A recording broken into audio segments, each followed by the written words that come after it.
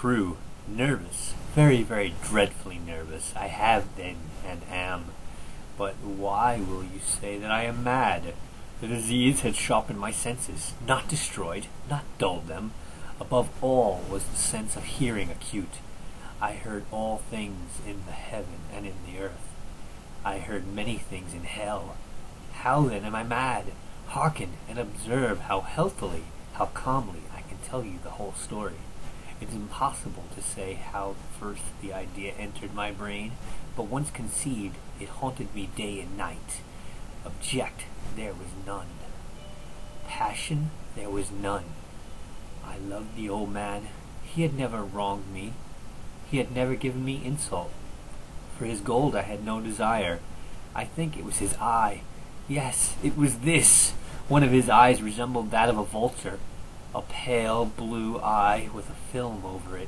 Whenever it fell upon me, my blood ran cold. And so by degrees, very gradually, I made up my mind to take the life of the old man and thus rid myself of the eye forever. Now, this is the point. You fancy me mad. Madmen know nothing. But you should have seen me.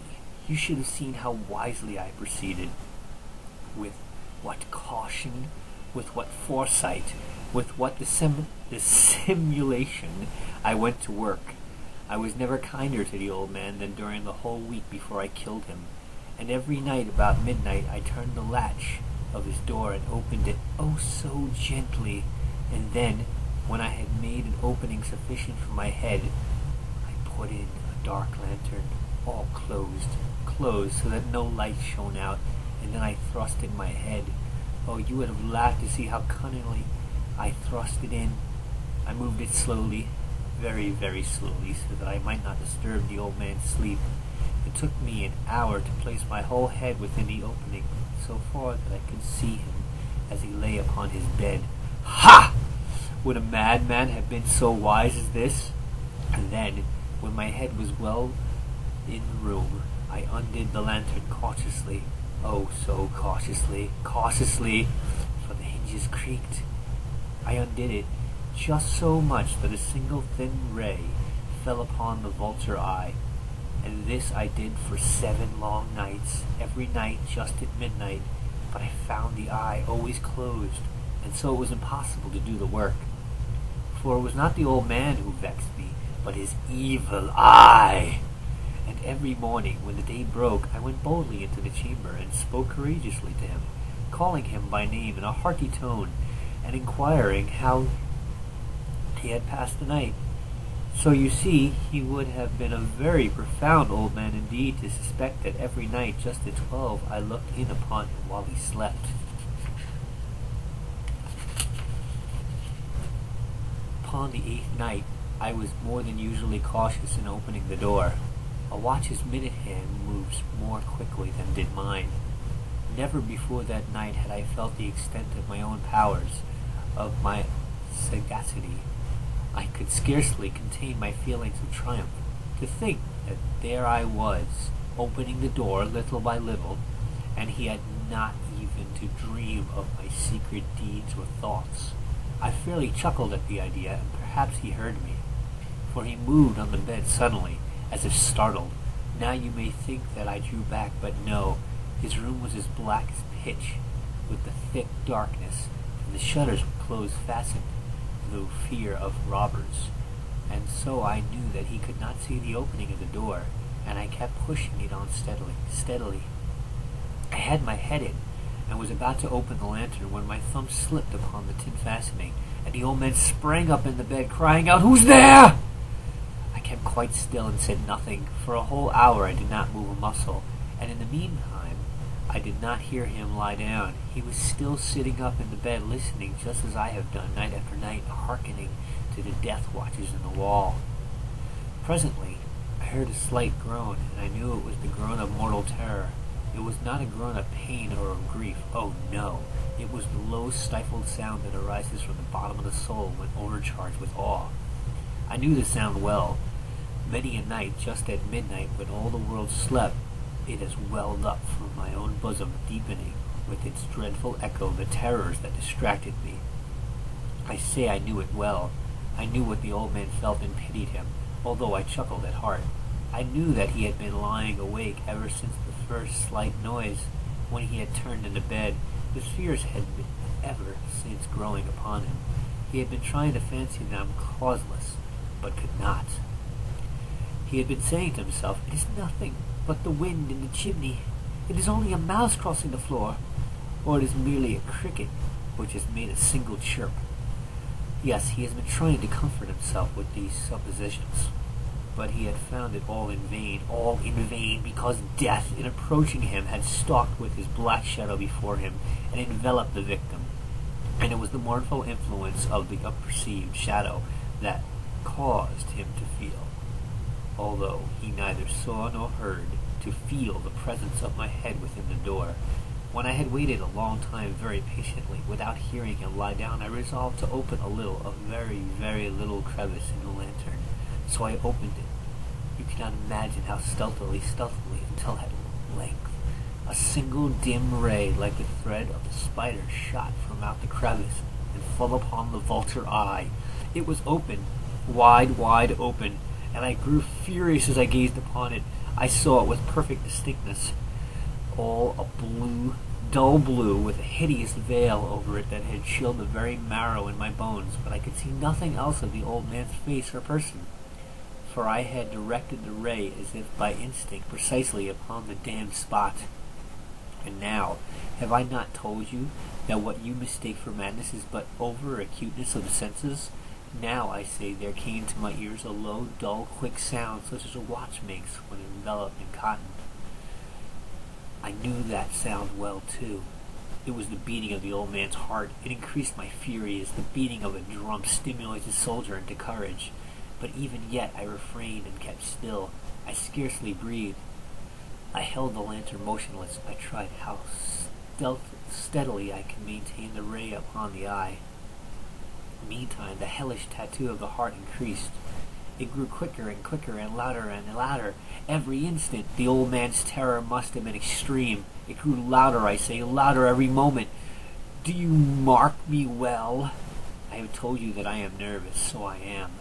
And now, in the dead hour of the night, amid the dreadful silence of that old house, so strange a noise as this excited me to uncontrollable terror.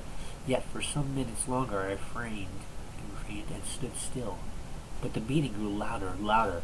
I thought the heart must burst. And now a new anxiety seized me. The sound would be heard by a neighbor. The old man's hour had come. With a loud yell I threw open the lantern and leapt into the room. He shrieked once, only once.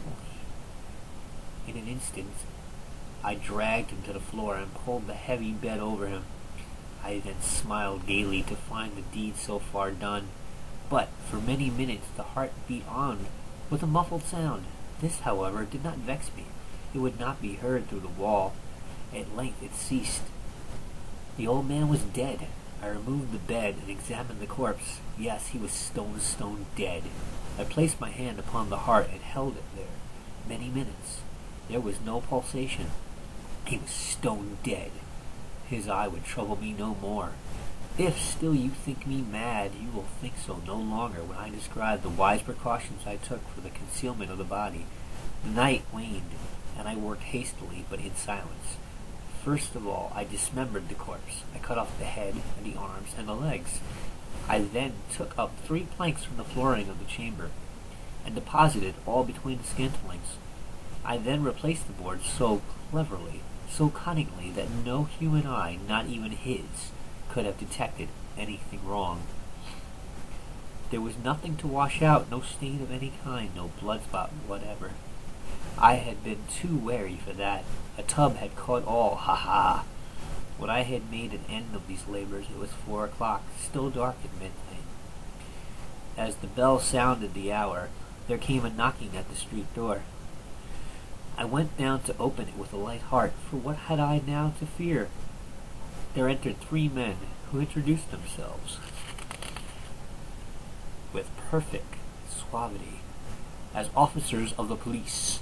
A shriek had been heard by a neighbor during the night. Suspicion of foul play had been aroused. Information had been lodged at the police office, and they, the officers, had been deputed to search the premises. I smiled, for what had I to fear?